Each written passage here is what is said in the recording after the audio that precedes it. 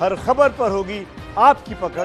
Download कीजिए ABP live app. Ayodhya में भूमि पूजन के दिन इतिहास बनते आप सबने देखा होगा, लेकिन इतिहास की गलतियों को दुरुस्त करने में जुटी मोदी सरकार ने उसी दिन चुपचाप एक बड़ा कदम उठा लिया और उस बड़े कदम की मुकम्मल तस्वीर आपको जल्दी ही लाल किले की प्राचीर से देखने को मिलेगी।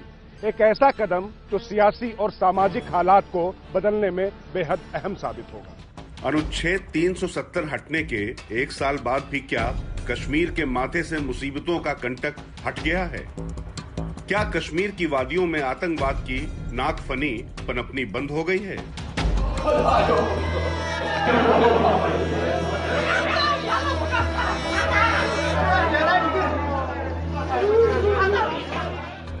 ये सवाल इन तस्वीरों के साथ मुंह बाए खड़े हैं। कश्मीर में सरपंचों की हत्या आतंकियों के लिए नया ट्रेंड बन गया है।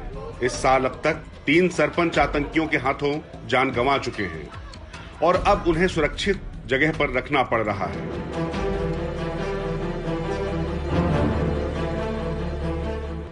घाटी में आतंक की इस तस्वीर का जवाब देना जरूरी है, क्योंकि ये चोट सीधे लोकतंत्र पर है। तो 370 हटने के बाद आतंक के फन को कुचलने के लिए अगला बार क्या होगा? ये सवाल हर देशवासी के मन में है और राज की बात ये कि अयोध्या में भूमि पूजन के लिए पहुंचे प्रधानमंत्री नरेंद्र मोदी के मन में भी यही सवाल चल रहा है। 5 अगस्त को केवल अयोध्या में भूमि पूजन नहीं था, बल्कि जम्मू कश्मीर की भूमि में भी शांति की शिला रखने का मन मोदी ने बना लिया था। राज की बात यह है कि अयोध्या में भूमि पूजन कार्यक्रम संपन्न करने के बाद पीएम मोदी जैसे ही दिल्ली पहुंचे, उन्होंने अपने मिशन कश्मीर का पुनरारंभ कर दिया।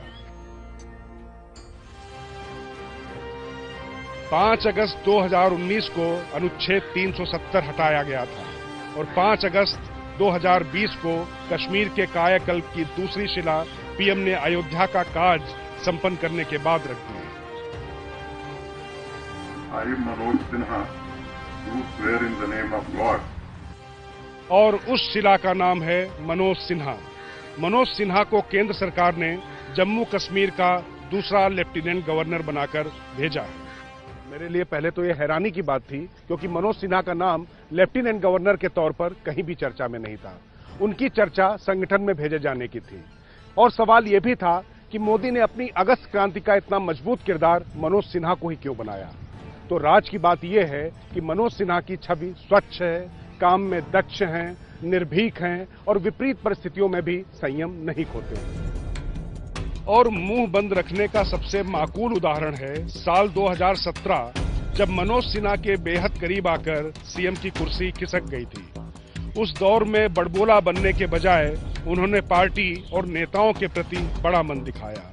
राज की बात यही है कि पीएम मोदी और गृह मंत्री अमित शाह को एक ऐसे ही विश्वस्त शख्सियत की जरूरत कश्मीर में थी, जो प्रशासनिक कुशलता के साथ ही राजनीतिक गतिविधियों का दौर फिर से शुरू कर सके।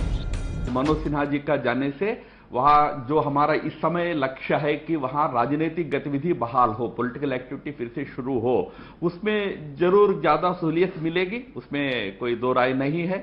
मोदी सरकार ने जम्मू कश्मीर का उपराज्यपाल अपने एक ऐसे हरफन मौला किरदार को बनाया है, जिसकी सियासी समझ का फायदा वहां पर हालात को सामान्य बनाने से लेकर परसीमन का गणित भिड़ाने तक में मिलेगा।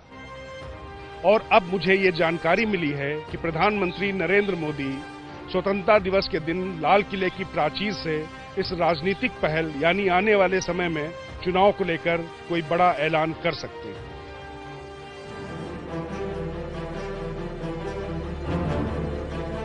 चूंकि पूरे प्रदेश को संभालने का मनोज सिन्हा के पास स्वतंत्र प्रभार है, ऐसे में यूपी में नेतृत्व न मिल पाने की कसक भी खत्म हो गई है और बिहार चुनाव से पहले भूमिहार जाति के नेता को बड़ी भूमिका में भेजकर पार्टी ने यूपी से लेकर बिहार तक सवर्णों में अच्छा मैसेज भी दे दिया है।